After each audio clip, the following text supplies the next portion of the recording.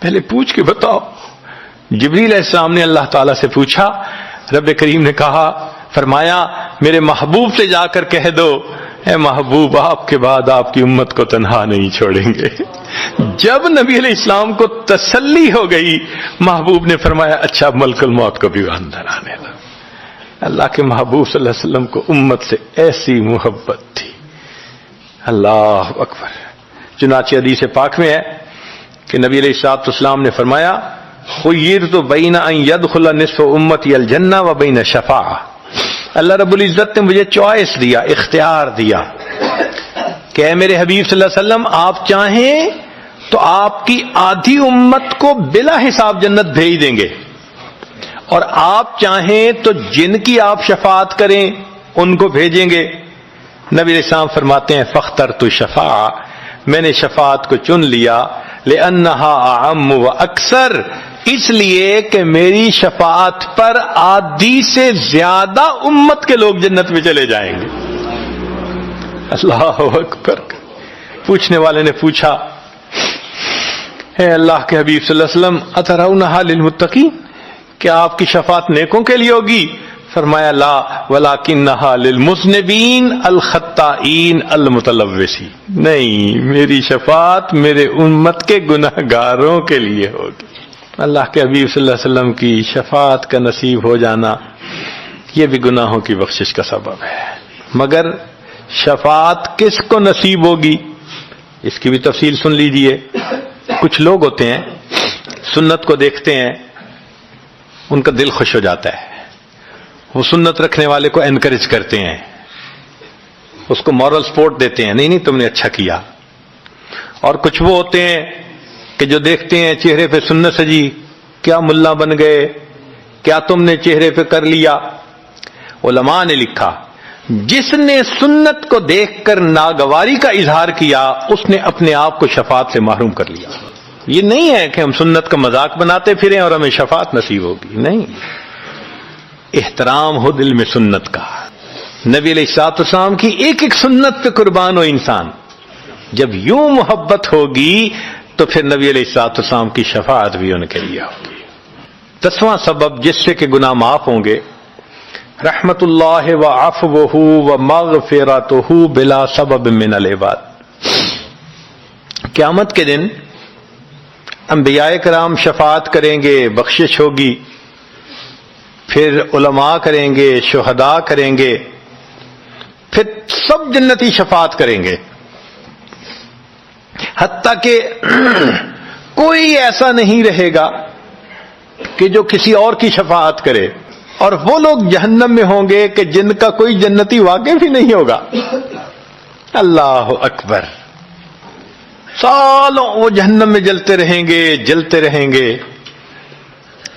پھر ایک وقت آئے گا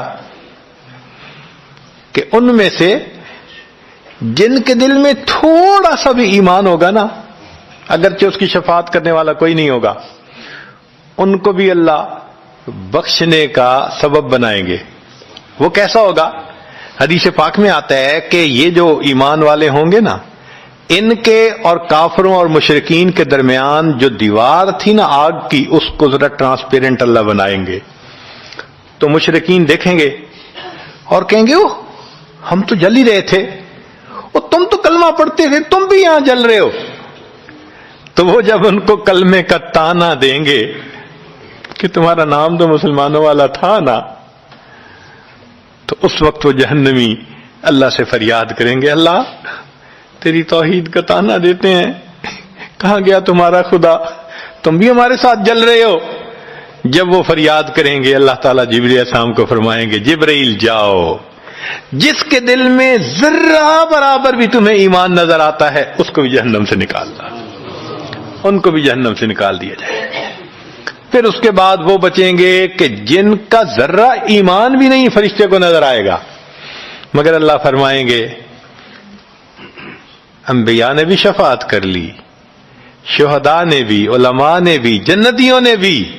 اب میں اپنی رحمت کا اظہار کرتا ہوں، میں بھی تو بندوں سے محبت کرتا ہوں.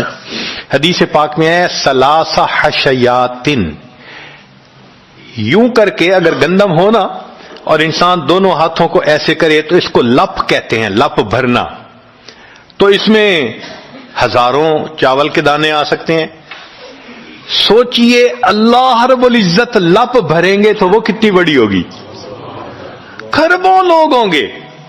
ایک لپ کو بھر کے نکالا جائے گا، پھر دوسری کو نکالا جائے گا، پھر تیسری لپ بھر کے نکالیں گے.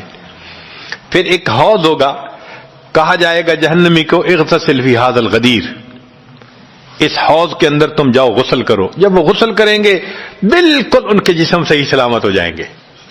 پھر اللہ تعالیٰ ان کو جنت عطا فرمائیں گے، مگر ان کے ماتھے پر لکھا ہوا ہوگا اتقاء الرحمن، کہ رحمان نے اپنی رحمت سے ان کو رعایتی پاس کر دیا. وہ جنت میں جائیں گے. اب جو جنت میں جائیں گے تو جنتی لوگ ان کے ساتھ ملیں گے، خوش ہوں گے، مگر کہیں کہیں کوئی ان کو کہے گا ہم تو اللہ کے فضل سے سیدھا آ گئے، تم تو آیا فلاں جگہ سے آئے ہو نا، رعایتی پاس ہو. اب جب ان کو رعایتی پاس کا تانا ملے گا تو ان کو عجیب لگے گا. پھر ایک وقت آئے گا کہ یہ سب اتقاء الرحمن اللہ کے سامنے فریاد کریں گے، اللہ آپ نے اپنی رحمت سے جہنم سے نکال دیا، جنت بھیج دیا، یہ جو مہر ایک لگا دی یہ بھی تو اتار دیجئے نا. تو اللہ تعالیٰ ان کی مہر کو ختم فرمائیں گے اور یہ جنت میں رہنے لگ جائیں گے.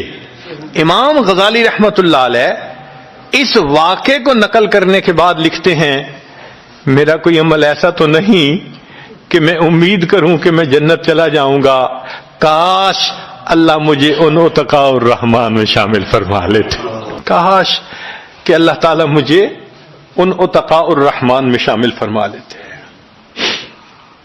بے گناہوں میں چلا زاہد جو اس کو دیکھنے، مغفرت بولی ادھر آ میں گنہگاروں میں ہوں، وہ کرشمے شان رحمت نے دکھائے روز حشر، چیخ اٹھا ہر بے گناہ میں بھی گنہگاروں میں ہوں. اللہ اکبر. حضرت قاری طیب صاحب رحمۃ اللہ علیہ ایک کتاب میں لکھتے ہیں اتنا اللہ کی رحمت کا ظہور ہوگا، اتنا ظہور ہوگا اس دن، ایک ایسا وقت آئے گا کہ شیطان بھی سر اٹھا کر دیکھے گا، اسے بھی امید لگے گی شاید میری بھی مغفرت کر دی جائے. وَكَانَ بِالْمُؤْمِنِينَ رَحِيمًا. اللہ تعالیٰ قیامت کے دن اپنی رحمت کا اظہار فرمائے. اللہ کرے قیامت کے دن اللہ کی رحمت سے ہمارا کام بن جائے.